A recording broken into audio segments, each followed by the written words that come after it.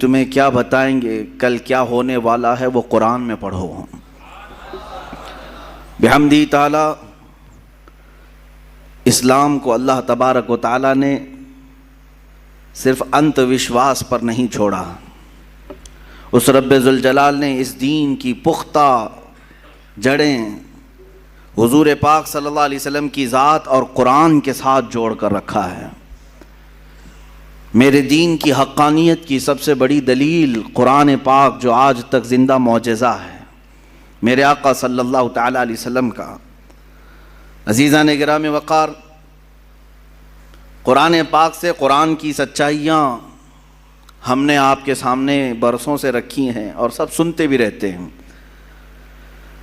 اس قرآن پاک کو اللہ تعالیٰ نے سارے انسانوں کی ہدایت بنا کر بھیجا۔ ہدی للناس، قرآن میں خود فرماتا ہے انسانوں کے لیے ہدایت ہے۔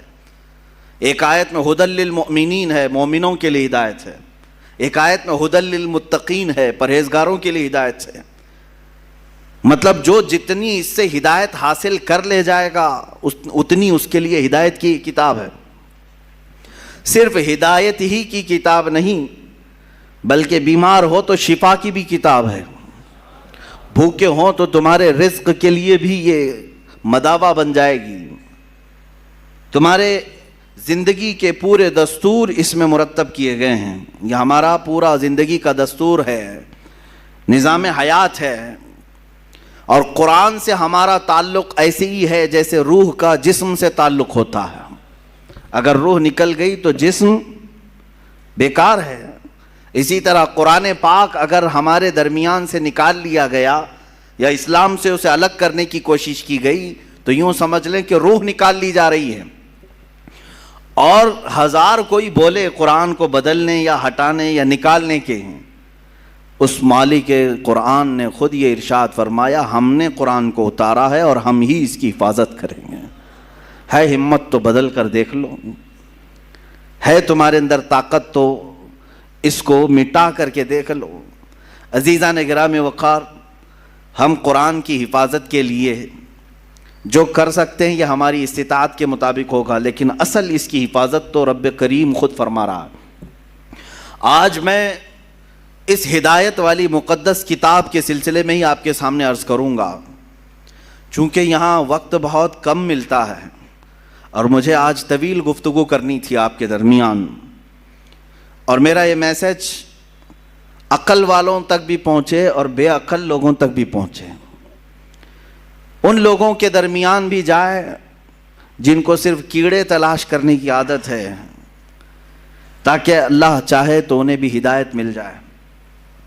عزیزان گرامی، تھوڑی سی باتیں میں قرآن عظیم کو لے کر کے عرض کر دوں۔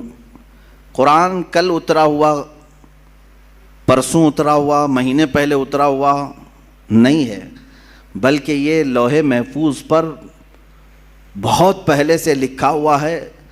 بلکہ عقیدہ تو ہمارا یہ ہے کہ یہ اللہ کی صفت ہے، علم الہی ہے، اللہ تبارک و تعالیٰ کے ساتھ ہمیشہ سے ہے اور ہمیشہ رہے گا۔ قرآن کو فنا نہیں ہے۔ قرآن آپ کس کو سمجھتے ہیں؟ یہ جو ورق میں جو لکھا ہوا ہے اس کو مصحف کہتے ہیں، مصحف۔ قرآن جو در حقیقت ہے وہ اللہ کا علم ہے، وہ ہمیں نظر بھی نہیں آئے گا۔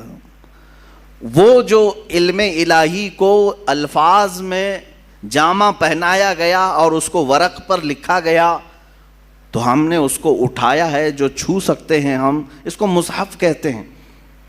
اصل قرآن تک تو کسی کا ہاتھ پہنچ ہی نہیں سکے گا، مٹانے کی بات تو چھوڑیں، وہ علم الہی ہے، اللہ رب العزت کا علم ہے۔ قرآن عظیم کو اللہ تبارک و تعالیٰ نے نازل فرمایا اس رسول پاک کے قلب اطہر پر جو کائنات کے سب سے اعلیٰ افضل رسول ہیں، افضل انسان ہیں، اشرف الرسل ہیں، میرے رب ذوالجلال کے سب سے پیارے حبیب ہیں۔ اور قرآن نے خود کہا ہے نزل بہ الروح الامین علی قلبک لتکون من المنذرین، یہ روح الامین کے ذریعے سے اتارا گیا ہے، جبرائیل امین کے ذریعے سے۔ اے رسول آپ